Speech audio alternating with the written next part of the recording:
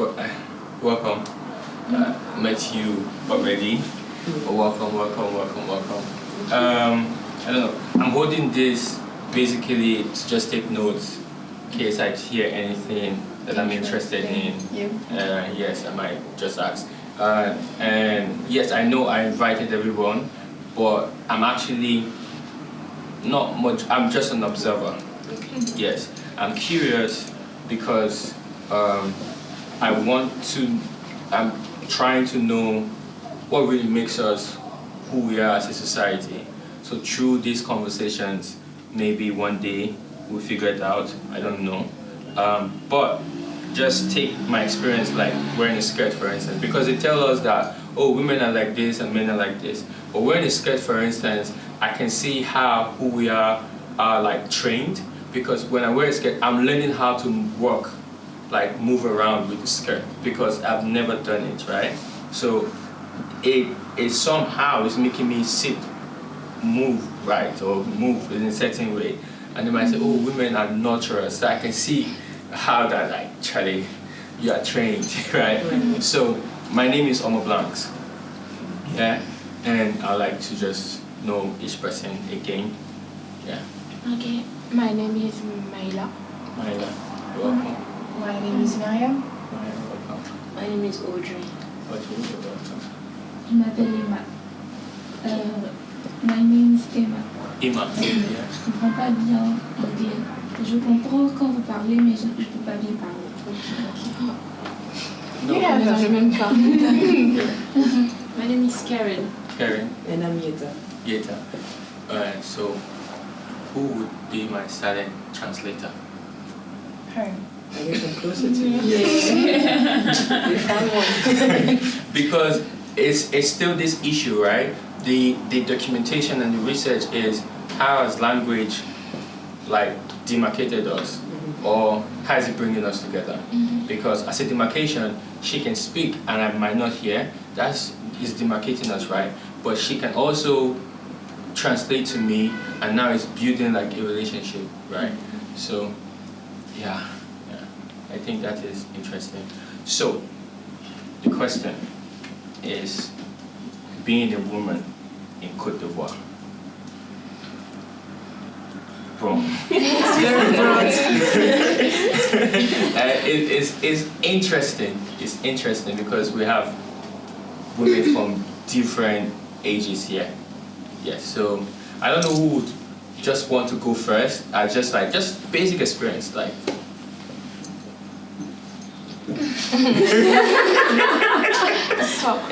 I think I'll have to go first then.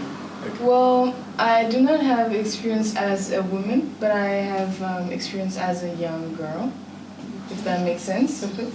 So basically, as a young girl, I feel like we are mistreated sometimes.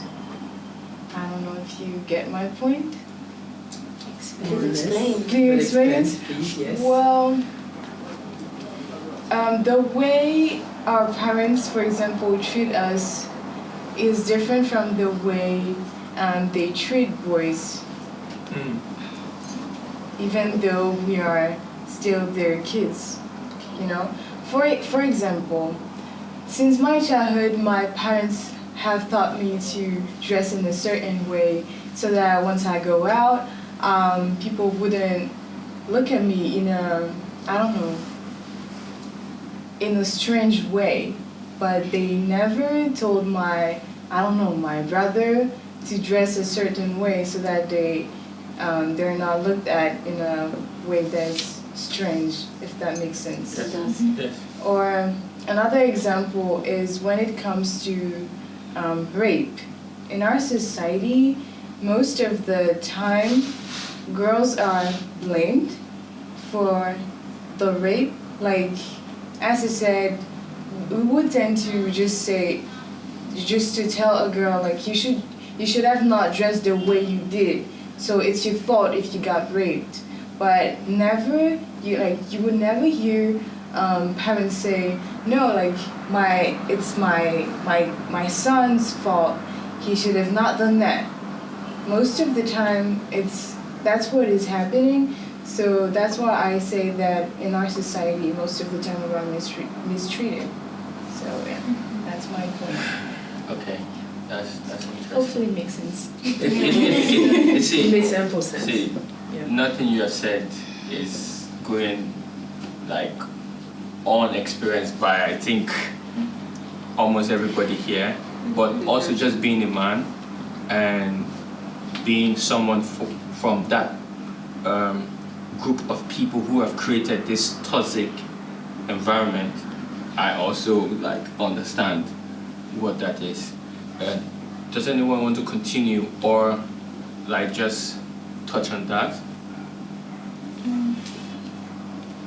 Alors déjà, par rapport à l'exemple qu'elle a pris lorsqu'elle parlait de la manière dont on s'habillait, déjà moi j'ai déjà eu un cas comme ça avec ma famille. Et déjà il y avait ma mère. Je ne dis pas qu'elle était une mauvaise personne, mais je me dis simplement que c'est parce qu'elle a été élevée dans cette manière de penser qu'elle m'a dit ça un jour. Elle m'a dit juste que ma manière de m'habiller va faire qu'on va me violer un jour. Et que si tu n'arrêtes pas de t'habiller comme ça, on va te violer un jour. Ça m'a choquée. J'avais, je pense, 18 ans comme ça. Ça m'a tellement choquée. Je me suis dit, mais comment ma mère peut me dire ça? C'est un peu comme si elle souhaitait que ça qu'on me arrive. viole. Et là, j'ai compris. C'est à partir de là même que j'ai commencé à prendre au sérieux ces questions d'inégalité, de la manière dont on traite les femmes et les garçons. C'est vraiment différent. La manière dont on traite mes frères par rapport à moi. Oui. Parce que nous, on dit qu'on a beaucoup trop d'obligations. On a vraiment plus d'obligations que de droits, en fait. Je peux comprendre ce que tu dis dans la mesure où on peut parler d'inégalité autant qu'on veut, là, entre hommes et femmes et tout, mais c'est pas possible, c'est pas effectif, puisqu'il y a toujours quelque chose dans la façon dont on était élevé. Ici en Côte d'Ivoire, dans nos cultures même au fond, la femme a toujours eu un rôle qu'on ne peut pas lui retirer même maintenant. La femme doit mieux se comporter, être calme, être douce, savoir parler, mais en même temps, elle doit être quelqu'un qui s'impose, quelqu'un qui travaille, quelqu'un qui sait tout faire en fait. Tu dois être effacée, mais en même temps présente. C'est ce que... C'est un super pouvoir. On nous demande ça tout le temps. On nous demande ça tout le temps. Et puis, moi, ma mère, particulièrement depuis que je suis toute petite, elle m'a appris que je devais parler. Elle m'a dit, ne garde jamais pour toi. Si tu as quelque chose à dire, dis-moi. Parce que ton opinion compte. Parce que ma mère a vécu une situation avec ses propres parents, quand elle était enceinte de moi, qui a fait qu'elle n'a pas voulu que je sois, je ne sais pas si c'est le meilleur mot, ostracisée. Elle n'a pas voulu que je sois refermée sur moi-même. Elle a voulu que je puisse parler, que je puisse m'affirmer pour devenir la personne qu'elle aurait voulu être à mon âge. Du coup, je pense que j'ai beaucoup plus de liberté, même si je comprends l'implication de l'inégalité et tout chez moi, je peux parler. On me traite bien, je peux parler tout, mais je comprends par rapport aux autres ce qui se passe. Donc voilà.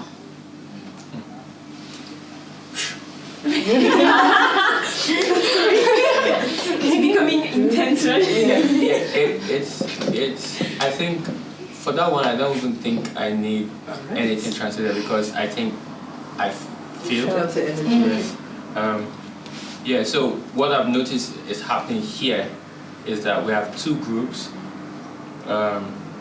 Some young women, I think women, right? Whether young women, I think the younger women here are going through something now. It's happening, and the older women have a lived experience. Yeah. And this is why this is interesting now. Yeah. So I don't know. There's so many things I want to say, but I'm just waiting because I'm observing and picking. So if anybody wants to like add or continue. I think living in Ivory Coast and what I've experienced or witnessed is a lot to do with education and knowledge or ignorance. So I have this example for one of my cousins. So she lived in this house with her parents and she was the only girl. And her parents, her dad, was my uncle and he's supposed to be somebody that went to school, so with a certain Open-minded. understanding, yes, maybe. But he decided that she was the one to stay in the house and cook and take care of everybody in the house. So we always used to go and visit them, and until we decided to take her to school. But I remember I was a child, and it really left an impact on me because there was a big situation in the family because he wouldn't let her go. He didn't want her to go to school, so she would go to school and he would go and grab her from the school and bring her back to his house. So this is from someone that, as I say, went to school but is quite poor, is living in a rural area. And I know that when you go to different classes or people who went to, further studies or read more things or even just travel, they have these different perceptions. So a lot of things are still ingrained. So inequality is still there, but it seems like they're making a bit of an effort to accept their child for who they are. So this thing of gender or girls can't really do this and that. Yes, they still have that in their mind, but they will still be open to listen to you. So even if you talk afterwards, they can say, oh, I don't want you to do that. But at least they're making some room for a conversation. So I'm seeing that things are just trying to change or evolve. It might take time, but I definitely see that conversation are happening. Well, I think we should embrace something that's happening. After everything, there's a little silence. Like, let's not think that is awkward. Yeah, because I think, obviously, when we announced our conversations, the feedback we got, a lot of people were really interested in this one. Right? Really, really interested. So I was like, wow, what does this mean? Is it that there are not enough conversations happening on this openly, because I think before us now so many conversations are happening, but not enough are happening openly, because when something happens openly, you are making a very bold statement. Like, it means I'm ready to defend this to the world, and that is heavy. You have to really think about it before. Normally, when I sit with a group of women, the first thing I ask is, what should we touch and what should we avoid? Right? I didn't feel I need to do this because I just heard you guys already talk, and I was like, okay, we'll go with the flow. Then eventually we can ask, what do you want edited or not out of it? Yeah. Anybody wants to add to that or? I have so many thoughts Going actually. on. That's why we're just trying to read it because there's so much that wants to come out. Exactly, there's so many things. So I'll just jump. I feel like, so I haven't been working in Ivory Coast, like in a working environment, but I had some experience, and my friends also told me like a few things that happened to them. So in the working environment, I feel like women are not respected for what they can offer, right?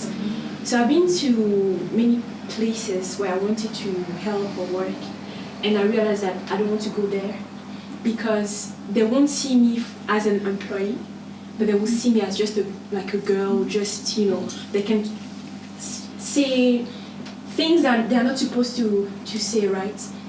As if we've known each other for a long time, or as if we are equal, as in, friends, right? They will like men. Okay, when I say they, I'm talking about men. Okay. Size. Because that's exactly. Yes. They will just make me feel uncomfortable, right?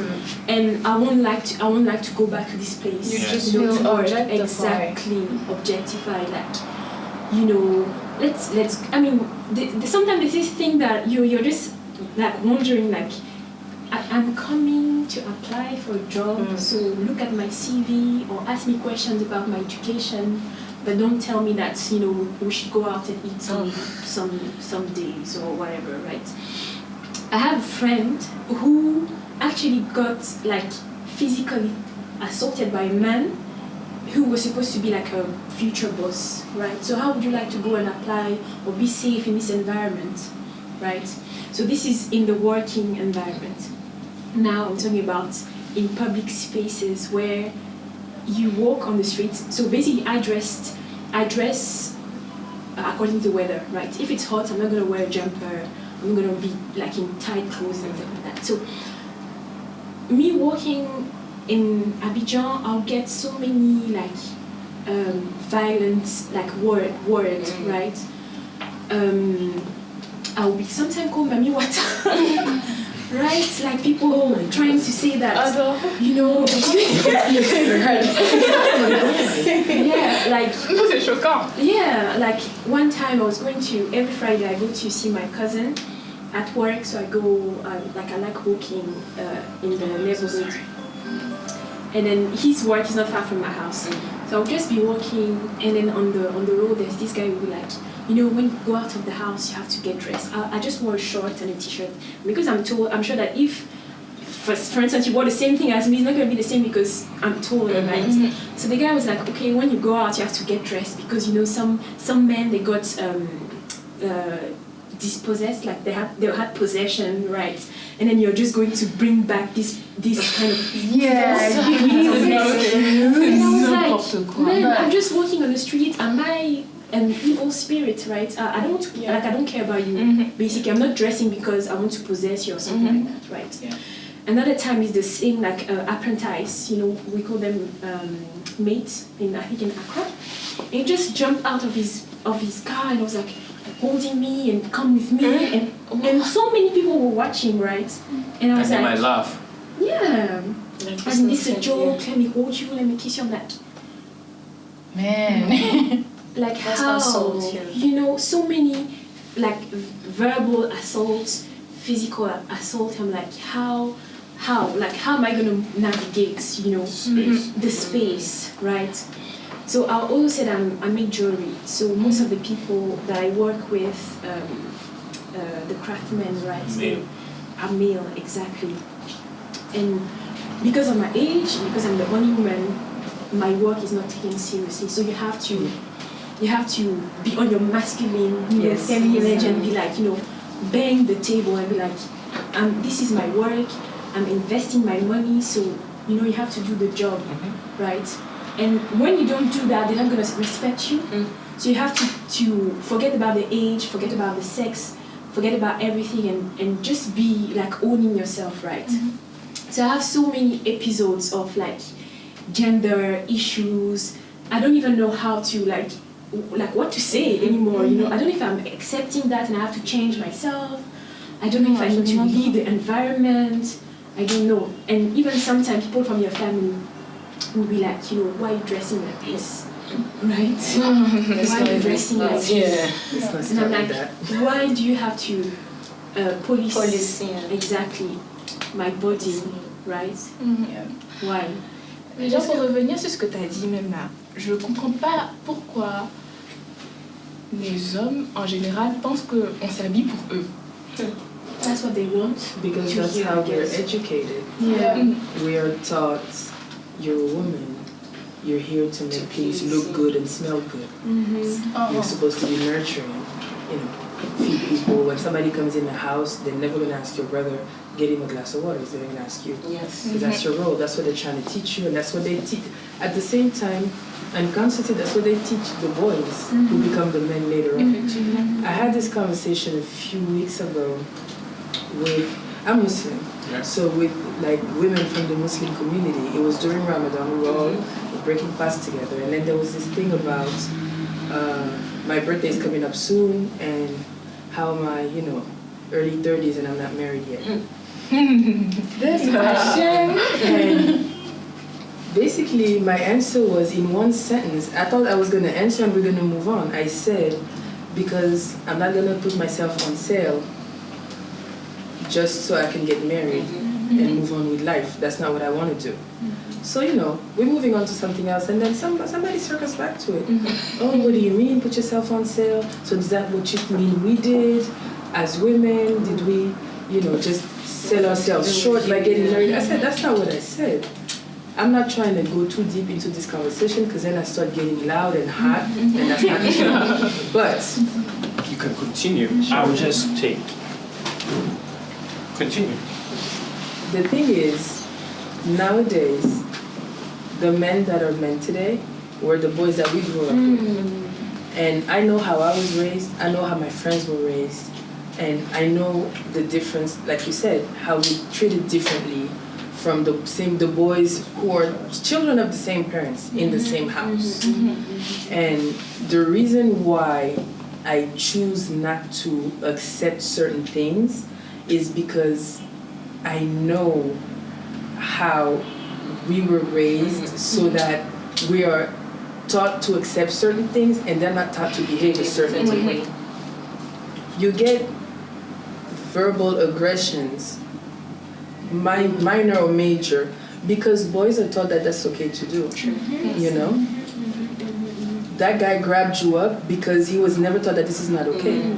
He probably did that to a girl when he was 16 and they just said, oh, hey, boys will be boys, you know. You shouldn't dress that way anyways, you know. That's your friend, don't. That's how we're taught to behave. And they're teaching us to behave a certain way, and subconsciously, that's teaching the boys to behave a certain way. And we grew up to be women and men.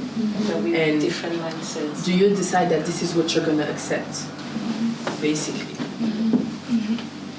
Moi, j'aimerais revenir sur ce qu'elle a dit en ce qui concerne les agressions. I feel like this is something that has been normalized in our society.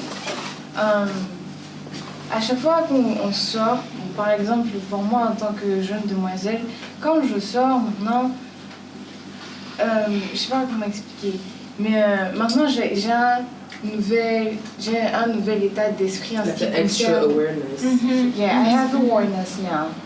Parce que j'ai lu plein d'articles sur le fait que ce n'est pas normal en fait, toutes ces choses qu'on entend. Alors que j'ai grandi en me disant que it is normal. Mais j'ai découvert en traînant sur Instagram un compte qui s'appelle Libérer la parole. En lisant les différents témoignages sur Libérer la parole, j'ai compris que this is not normal. La dernière fois, je sortais de l'école et un monsieur qui se permet de me dire à moi qu'on est joli, on salue les gens. Man, I don't know you. Et je continuais de marcher et il continuait de me dire mais tu me salues pas. And I feel like, man, this is not normal. It could be your father. Yeah, it could be my. Another thing like that is that des gens comme ça, qui pourraient être nos parents, qui ont 3 fois mon âge, se permettent dans la rue de me demander mon numéro. I feel like, man, this is not normal, but it is normalized. And man, what are we doing for that? I agree. Tu te rappelles de la situation que je t'avais racontée? Oui. Un jour, en fait, je rentrais de l'école et il faisait tard parce que j'étais restée tard pour étudier. Et la route pour rentrer chez moi, il y a un couloir, c'est un raccourci, mais le couloir est plutôt noir et je voulais vite rentrer. Donc j'ai pris le couloir. Et au milieu, en fait, j'utilisais mon téléphone comme une lampe et tout. Et il y a un monsieur qui, je lui ai dit carrément, il est apparu derrière moi. Genre, et il m'a dit, toi, je te vois souvent passer ici. Déjà, c'est faux. Parce que moi, je ne prends pas ce couloir-là. Je ne sais pas comment tu as pu me voir souvent passer là, mais tout. Je lui fais OK et je continue ma route parce que c'est un couloir, je ne vais pas parler avec le monsieur là, c'est bizarre. Donc je continue ma route et il continue à me suivre. Il me fait non, mais je te vois souvent et j'avais envie de te parler depuis un moment même. Je fais OK, d'accord, si vous voulez, mais on va faire ça hors du couloir. Parce qu'il y avait des histoires de meurtres depuis quelque temps et tout. Donc, on continue à me parler derrière et tout. Et genre, à partir d'un moment même, il se met à parler en anglais. Il me demande si je comprends. Je lui fais, oui, ça va, je comprends, mais je parle pas très bien. Et tout. Il me fait, c'est que tu as besoin de cours.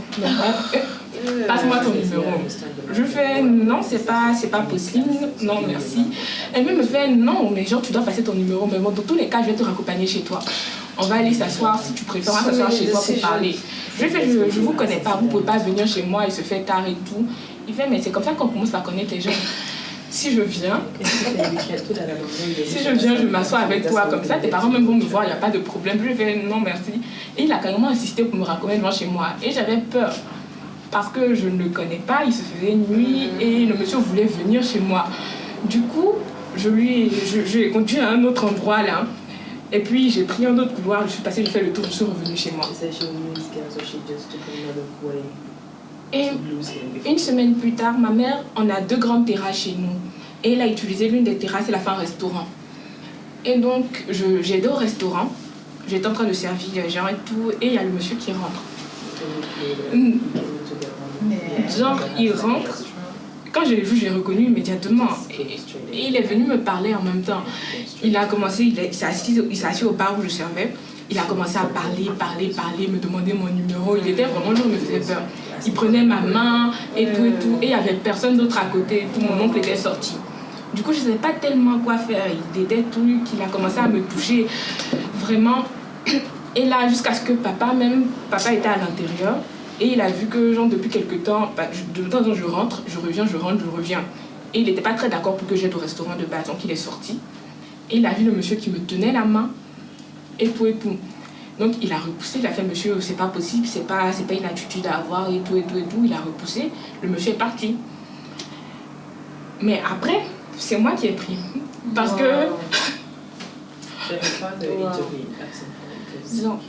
C'est moi qui ai pris parce qu'il m'a dit mais tu te comportes pas comme ça avec les hommes. C'est pas une façon de se comporter, je le fais, mais c'est pas comme si c'est quelque chose que j'avais voulu. Et tout. Ma question, il me dit mais Jean, tu as vu comment tu te promènes toujours dans le quartier, c'est normal que quelque chose comme ça finisse par t'arriver. Parce qu'il parle toujours de la façon dont je m'habille. Et tout. C'est normal que quelque chose comme ça finisse par t'arriver. Et tout, il a fini par parler. Et j'en suis restée comme ça. Et j'ai ramené ça à un moment avec ma mère, vu que je lui parle beaucoup. Je lui ai dit, maman, ça s'est passé, j'ai pas du tout apprécié. Lui, c'est pas mon vrai père, c'est mon beau-père. J'ai pas du tout apprécié.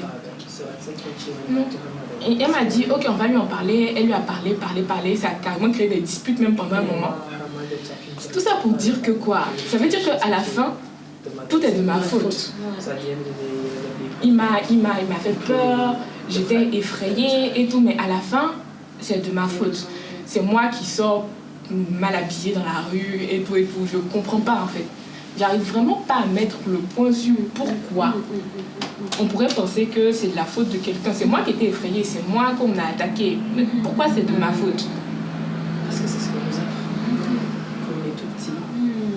So it's like they have to reprogram their brain, their mind, to know that what they are doing is not right, it's not correct. The thing is, relationships. I'm not talking about just relationships in general. Relationships between men and women today, the concept of it is in crisis. Yes. It is. When I say this, nobody wants to hear it. That's true. Because it's painful to hear, or, oh, she probably just frustrated because she doesn't date. That's not what it is. I made a conscious choice not to date because of this very reason. It's in crisis because men have these expectations.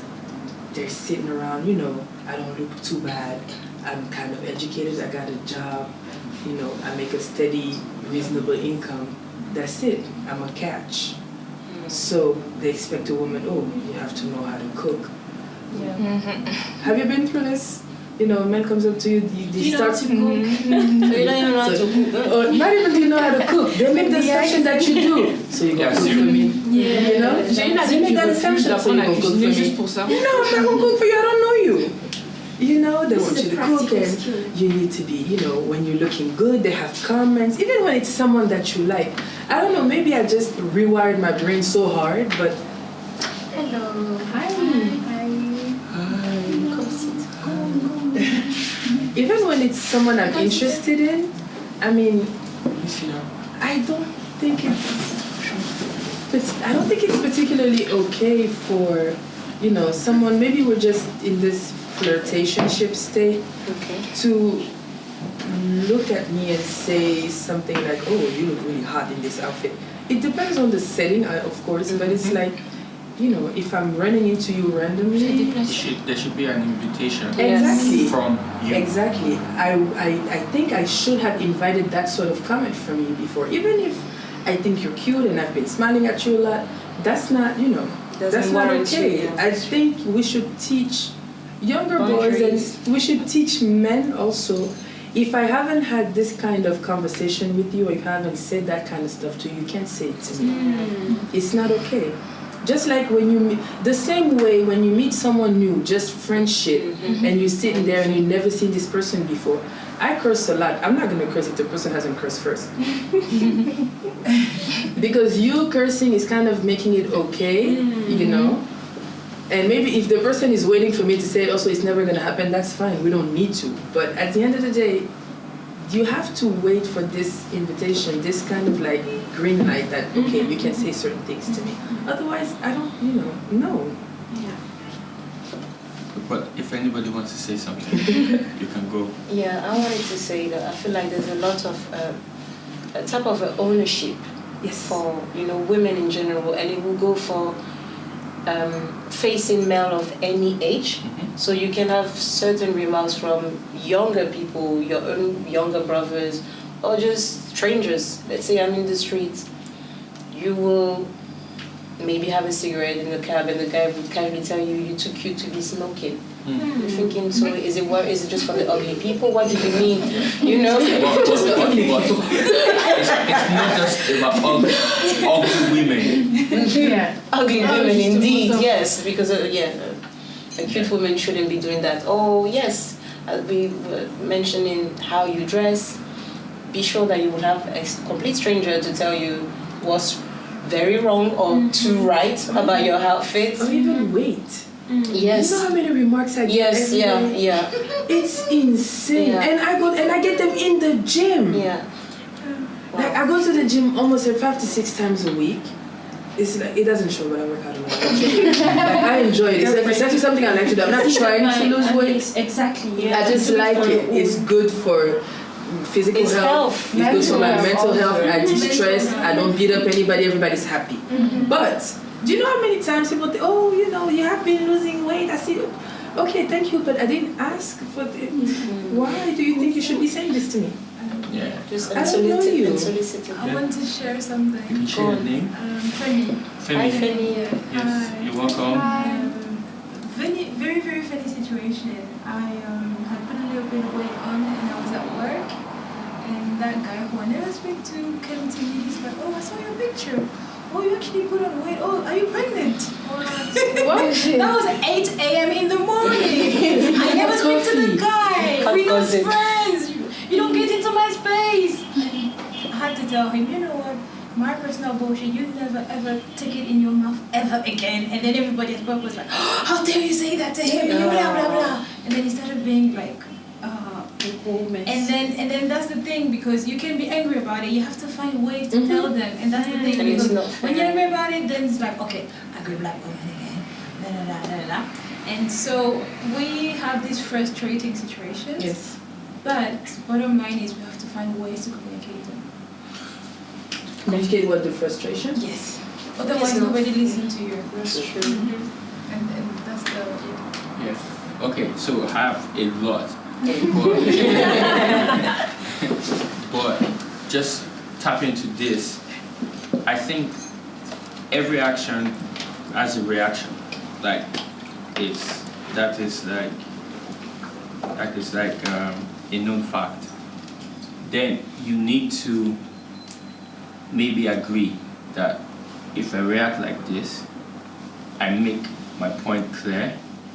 And this could be the reaction. And I don't mind, because I think, and this is also connected to teaching men.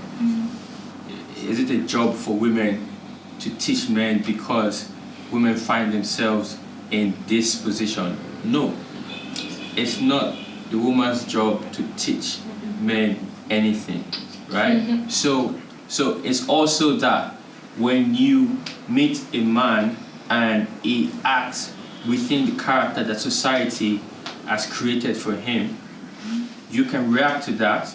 He knows, and every other person know now what you feel about that. But then there is the responsibility that comes with that also. I could be ostracized by this community, but then it's a decision that you have to now make. I am okay with being ostracized, you know? And that's the responsibility. We are facing a reality, and we have to know, you know. And I actually think men. So I have this statement I make that men are useless, right? So it's like a starting point to this big conversation about toxic masculinity, patriarchy, you know, like men are useless, entry point. So then you don't expect too much from a useless community, right? So when you start from there, you are not shocked by any kind of awkwardness or just any stupidity. You know that okay, this is what you come. This is what you come with, right? And you are ready. You are always ready. And I think society has also trained women not to be ready. So if your father does something, or your mother, you're like, oh, I didn't expect that. But they also be conditioned and trained to tell you that, oh, it's your problem. I don't know how to explain it. When your father or your mother says that to you, they are not the ones saying that to you. Society is saying that to you. Society has conditioned them, right? The reason why you react like this is because there's something in you that is fighting the conditions that society is putting on you, right? So, being jetted. So, so for the younger women, which is like two of you, I think, and we all can take like from this, I think once we remove ourselves from this concept of what family is, because the only way we can survive thinking different is to find safe communities, right? Once you accept that, yes, this is family, blood, but this is not my family by this. Yes, you see, you touch that. You begin to identify what family means to you, the character a family should have, right? You realize that your blood family, okay, is blood family, it's category. They are not my everyday family. You realize that your friend is your family. You begin to look for the characters. Then you begin to look for other women who are moving a certain way, or men who are moving a certain way. Those become the family. I think we should begin to look for families beyond what we think. Yes. Because for me, that's what has helped me. It's not as if I have so many people around me, but what has helped me is knowing that, okay, you're born with me doesn't make you my family. It makes you my family, but it doesn't make you my family. And I make that very known, you know? And also, that this, I'm talking from privilege, like big privilege. I'm a man, right? So, I think I make men around me, not always by talking to them, because I also realize, that's why I said teaching is a self thing, you know? I talk to men around me. I talk to men around me. But I think the learning is what I do and what I do not do. What I say yes to and what I do not say yes to. Sometimes I'm in WhatsApp groups that are very toxic and I want to leave those groups, but I rethink and I don't leave those groups and I stay. And I say no to so many toxic things that happen within those groups. What I'm doing there, and some people feel I should leave the group, but because of my influence in that group, nobody can say leave the group. So now they don't share certain things in that group, and they are very conscious that there's somebody who will say no to this, right? So they can go and create another group and not put me, but they already know, you know. So my question, my first question now would be, and I think we should touch on this, like, and it's this age thing, I think that's affected us to as Africans you can say that, but I don't even know what that is like as Africans, right? But as just men and women, this thing, young girl, this girl, women, it's like coming of age. They rape 6-year-old girls. Sudan. Yeah, so sex and body parts.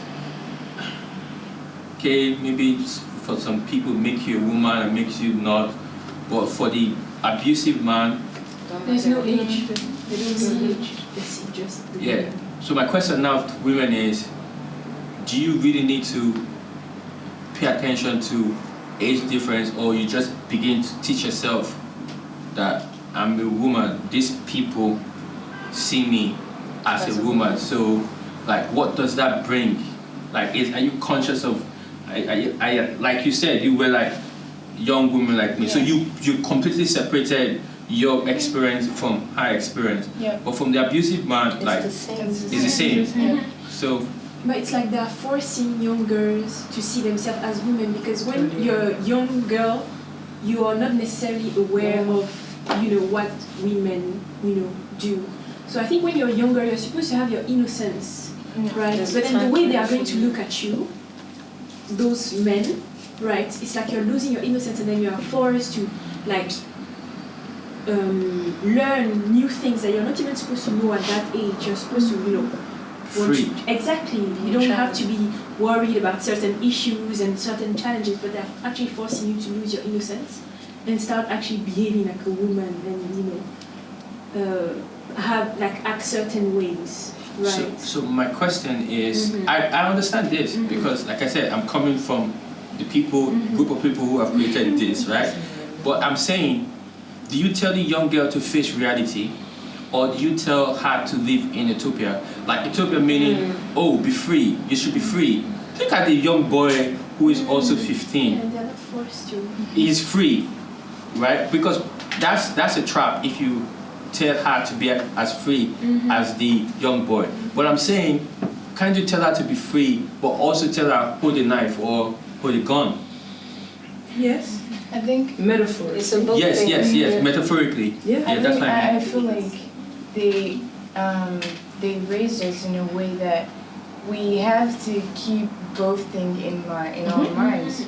So, but do you really move? Do you move with fear, or do you move with, if anything happened, I can kill him? Like, do you understand? I'm just using. I think I personally move with both because anything can happen. So until it happens, you are fearless. As it happens, you have to make a decision very quickly. Il faut juste adapter. You need to adapt. Unfortunately, we can't just be. You move prepared, basically. I mean, younger girls that talk to me or that come to me, look up to me, I don't really like that term, but that's my point to them. I'm basically presenting them with the option that you can keep to yourself, cover up, look down, not talk very loudly. That's a way to live. You'll be at peace. Until a certain point. Well, until a certain point, you'd be at peace a little bit longer than I was, because I was loud and out there. But it's gonna end at some point anyways. Or you could choose to be who you're gonna be, but make sure you stay aware, because they're gonna come for you before they come for anyone else. That's true. They're gonna come for you anyways, but you're a bigger target when you're just more colorful and louder. That's it. That's the options. You choose. I'm not gonna choose for you.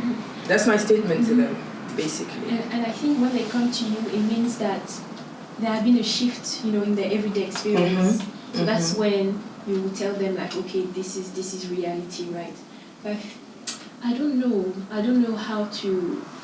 If you have to teach them at a younger age. Still, men or women now? No, women or young girls. I think all of them. Yeah, I think it's education. That's it. It's education. That's it. I think a child. But I'm saying, who's responsibility. The parents at first, the village. You see, there is what I call the village around the child. It's gonna be the cousins, the cool aunt that travels a lot, the dad, the mom, the neighbor who seems a little bit loud and who everybody talks about in the neighborhood. It's the village. That's the village around the child. But I think it's the parents' responsibility still. Exactly, of course. To raise them equally. En fait, je me dis que de toutes les manières, c'est vrai que ce sont les parents, mais souvent, par exemple, mon père, il est plutôt ouvert. Donc, au contraire, il nous met dans un environnement. Voilà, dans un environnement vraiment propice au dialogue. Alors que mes oncles, par exemple, et leurs amis, ça c'est le comble. Des gens qui sont même pas de la famille. Souvent, un jour, on s'est retrouvés en train de discuter. Et puis, bon, il y avait un sujet par rapport, parce que j'étais venue avec mon ami.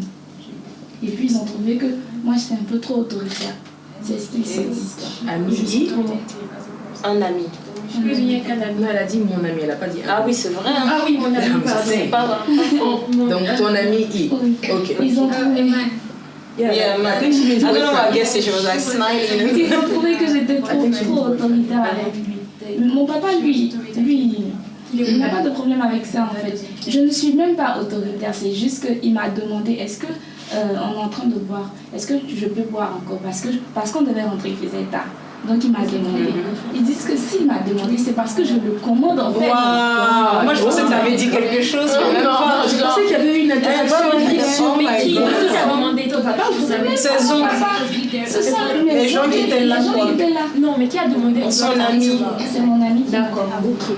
Et il a dit toi tu es autoritaire. Ils ont dit que toi tu es autoritaire. Parce qu'ils se sont obligés de lui demander. Que pourquoi il lui demande? Pourquoi il a Et donc juste, voilà, He's been respectful. Yeah, but they don't. No, there's no such thing. Et ça a commencé à devenir un discours. Mon papa n'a rien dit. Lui, il ne s'est même pas mêlé de ça. Mais moi, je pensais qu'il allait me gronder après. Mais après, il a fait comme si de rien n'était. Mais mes oncles, il m'a pris de côté après pour me dire que non, dans la vie, c'est pas comme ça on fait. Je dis, mais qu'est-ce qui s'est passé au juste?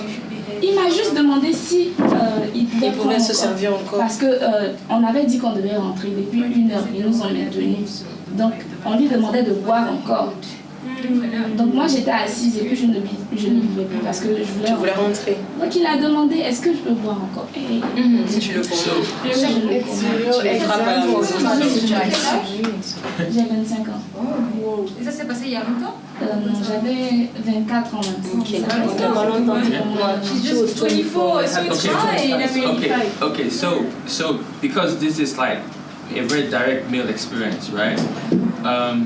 So when men react to something that is happening to another man, it's not because they care for him, and it's not about you. It's the fear. So this is a picture. If this man is allowing her to behave like this, my woman can say, my sister can say. So it's the fear. Like, I don't want this to happen to me, you know? So I must make her feel bad for this happening. But who teaches them that there's something wrong with whatever just happened? So that question is deep, you know? So because I don't have an answer for it, that's why I say men are useless. Men are trash. Right? So no, that's trash. No, but listen, I'm a man, right? So men are useless and trash. But wait. Let me just add to it. Because that can only threaten a man that is useless and trash. Right, yes. So when I say men are useless and trash, it's like saying Black Lives Matter. Then somebody says all life matters. Like, we're not talking about all life. Men, with what society shows me, men are useless and trash. I understand. Now, through your action, show me that you're different. not useless and you're not trash. Yeah. So you don't have to tell me, act. But also, isn't that kind of making men have to defend their they defend themselves. They should Exactly, defend their non-uselessness. They should defend it by acting. Right. Action is so loud. It's the loudest thing that I know. Right. That's why when you tell me to come and do a job, I don't need to tell you how well I'm going to do it. You're just gonna do it. When I do it, Use funds. you see. And this is a theory that has been forever. Let your work speak for itself. So men, speak through actions. Do you think that it's a disease and they need help? Okay. Let me reframe it, because we're speaking about that the statement is men are trash and useless.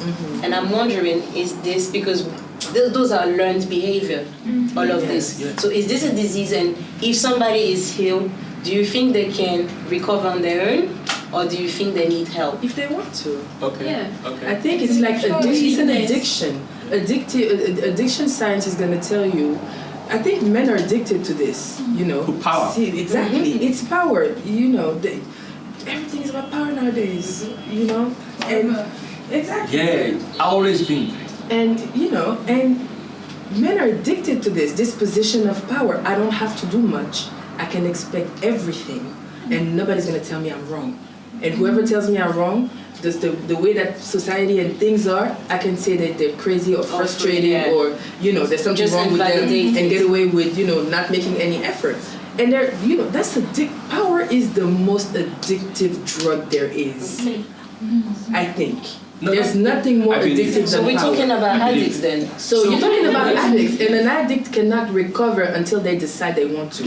And why would you want to recover from power? Yeah. I like power. I mean, you have power. So exactly. So one you don't even have to do anything to keep it. Hell no. Yeah. So one experience that I think everybody understands, whether you've experienced it directly or indirectly, is white power. Yeah. Right? Yeah, white privilege. White privilege, white power. Let's just call it white power. White power. It's not right? even a privilege. Yeah, white power. Because the privilege is the work white power does for you. Yeah? So it's okay. So look at it from that perspective. Why do you think more white people do not want to fight the stereotypes? Because if they change it, it affects them directly. Right? So if men fight this stereotype that the man is the head of the family, or the man is the head in society, the man is this, the man is that, it cuts that away. So the privilege as a man that I walk in with, I don't have it anymore, right? And whenever we discuss this, I use America as an example, right? And I say, listen, the black body is a hated body in America. Except for sex. Yeah, no. I'm not talking about sex now. I'm talking about color, right? But I need you to understand something. Hillary Clinton, for instance, when she started running for presidency, till date, she is said to be the most equipped person that has ever put herself out there to become president. They voted for a black man that was just a one-time senator. Yeah. To the highest office. Then they were like, no, because we wanted to change, blah, blah, blah, blah, blah. They found it good, because but that's you a lie. hate women more than you hate blacks. That's what it was. Then against one of the most weakest candidates ever, Trump, they voted for another man. So when you look at that, a lot of people can give you technicalities and all of this, but if you honestly shut and say, I don't care about technicalities or data or anything, I just look at it, Obama, Trump, Hillary in the middle, they're saying nobody is more white than Trump. Yeah. Trump is white. Yeah. But he's really white. He's orange technically. But they are saying we don't care about women that much. You know? So when you look at it from that perspective, and you look into the continent that we live in, and you look the world over, you can say, oh, things are happening. But still, the world over is controlled by male, right? And when you begin to trickle it down, you see that. That's why I say it's not the woman's job to train men, you know? Because the woman who is training the man might also be trained by society to believe that the training she's giving is the right thing, you know? Women tell their boys, leave the kitchen. Yes. Yes. And tell their girls, come to the kitchen. You see? So when you come to my house and you visit, I like to cook. And I like my partner. It's a nice thing that my partner is there and I'm cooking and the person is confused and they're looking like when is she when is she gonna jump in? Maybe just starting, when is she jumping in? Like? And it will shock you that even some people that you think are progressive are shocked by that. You know? But that's a teaching moment. We can't do anything to change the world largely. Like, you can't change the world. All you can change is that your small circle, right? And this is why, for younger women, you know, like, begin to know that your family is not where family begins and ends. Good to know. Yeah. Like, you have a family here already. But it's like, hard to know.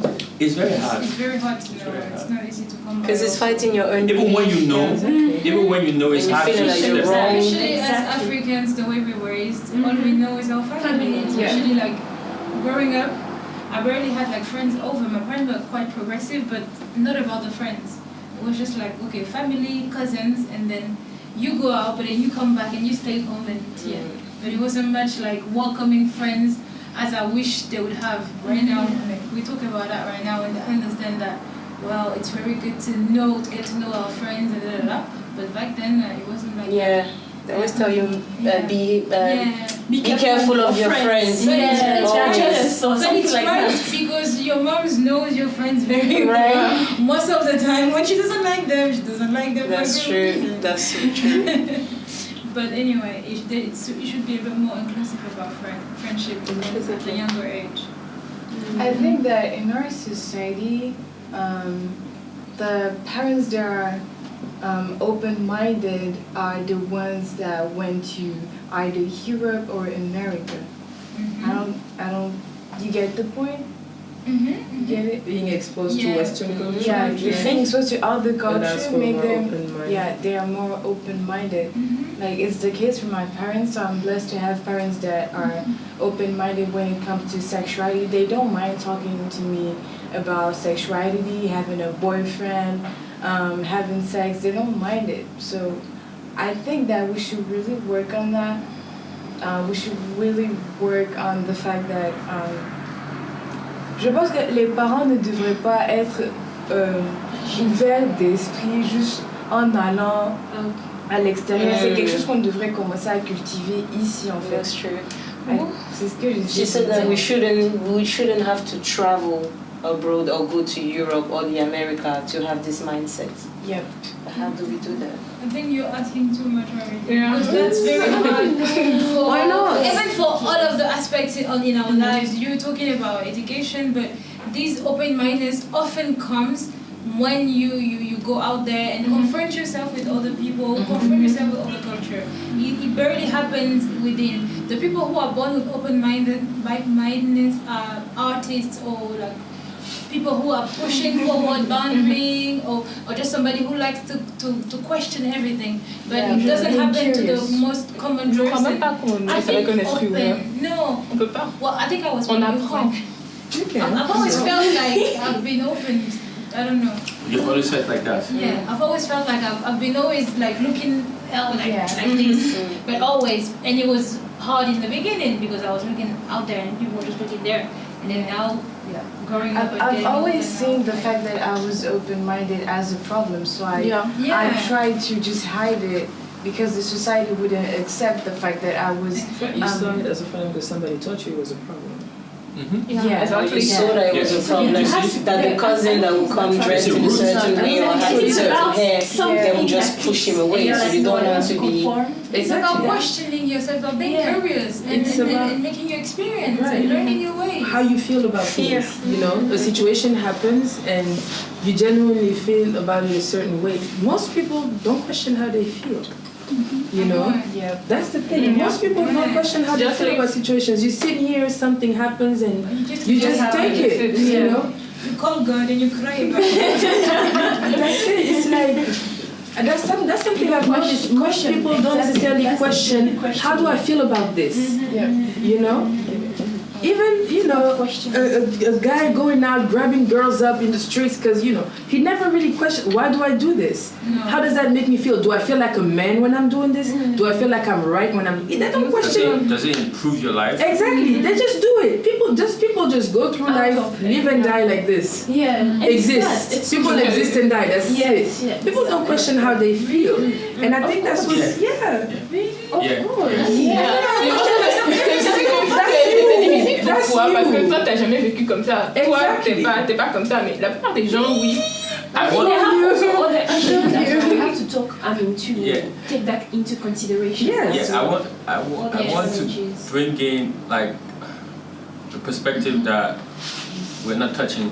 So the statement of going to Europe or just going to the white man's land and coming back exposed, that has like an historical context, you know? Yeah. If you go back into the culture as Africans, or Ivorians, or Ghanaians, or Nigerians, if you go into it, you will see an openness that was there before the introduction of religion, Christianity, and Islam, any foreign religion, right? So religion and governance, those two, foreign governance and religion, they have a role